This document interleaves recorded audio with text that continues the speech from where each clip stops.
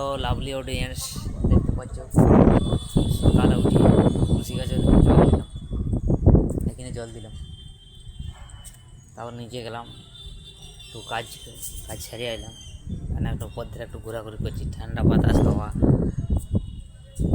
কী বলবো, বাইরে তো কাজ করতে মন আসে না, কিছু কিছু করার নাই, পরিস্থিতি সব কিছু করতে হবে।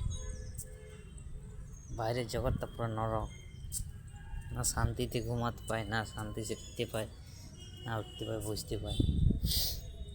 মানুষের জীবনটা বহুত বড় কঠিন, এতে বহুত জীবনটা আশা পাওয়া বহু কিছু যদি থাকে পয়সা, কেন বলবো, পয়সাই সব কিছু, পয়সাই পাওয়া, পয়সাই শক্তি, পয়সাই সব কিছু, 99% সব কিছু সলভ হয়ে যায় পয়সা।